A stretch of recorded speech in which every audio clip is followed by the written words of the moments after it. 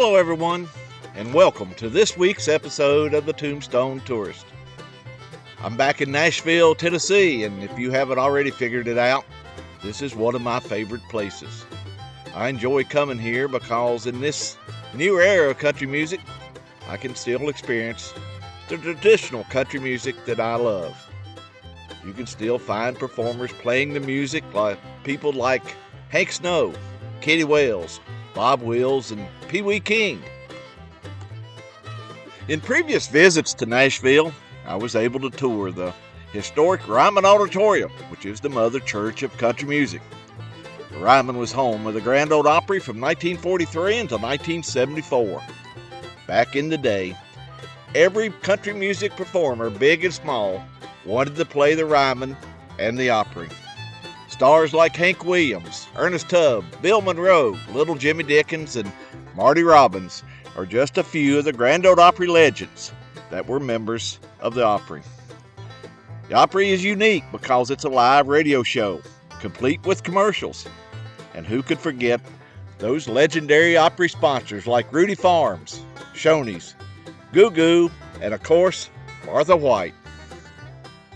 I'm a fan of the more traditional Opry shows that featured people like Jumpin' Bill Carlisle, Grandpa Jones, Lonzo and Oscar, Jerry Clower, and my two all-time favorite Opry performers, the king of country music, Mr. Roy Acuff and his Smokey Mountain Boys, and cousin Minnie Pearl. In previous episodes from here in Nashville, I visited the grave of Mr. Acuff and several members of his Smokey Mountain Boys. People like Bashful Brother Oswald, who is resting over at Woodlawn Memorial Park in Nashville, Tennessee. Onie Wheeler at Mount Juliet Memorial Gardens, and Howard Forrester, who is resting just a couple sections over from Mr. Acuff in Spring Hill Cemetery. Another longtime member of the Smokey Mountain Boys is also resting in Spring Hill, and on my next visit, I plan on paying my respects to Charlie Collins. But today, I'm back at the Woodlawn Memorial Park, and I'm going to be visiting another longtime Smokey Mountain Boy. The man that played the piano and harmonica for the Smokey Mountain Boys and was featured for a number of years on the TV show Hee-Haw. I'm talking about Jimmy Riddle. Jimmy is resting in the Cross Mausoleum. There are a number of country music stars resting in this large mausoleum, most of them up on the third floor.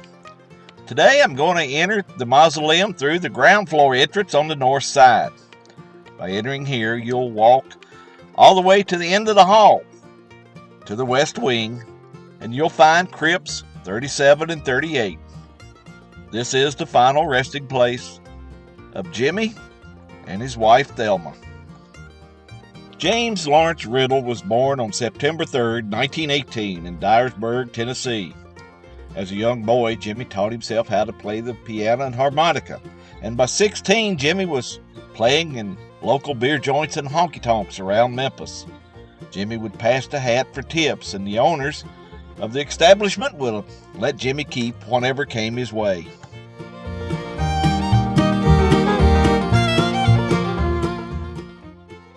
In 1939, Jimmy moved to Texas and continued to play in the honky-tonks and on local radio stations.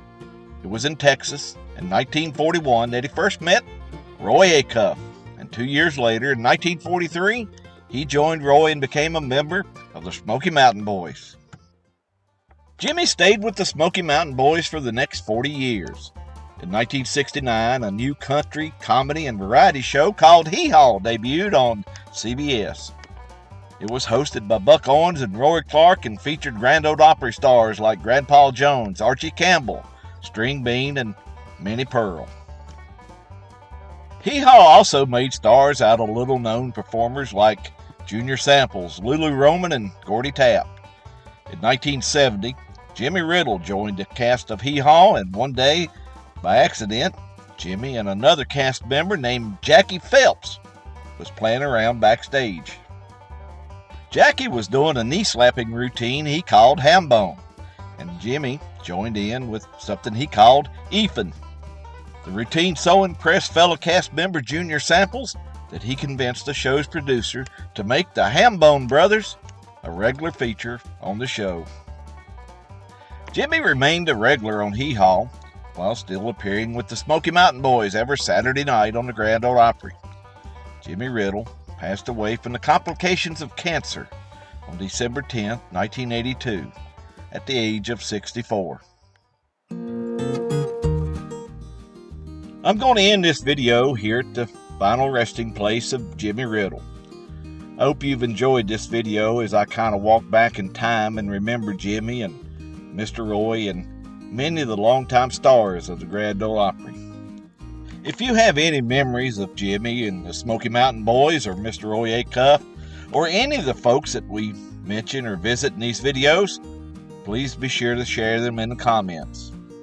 Now, until next week, please remember, life is a wonderful journey.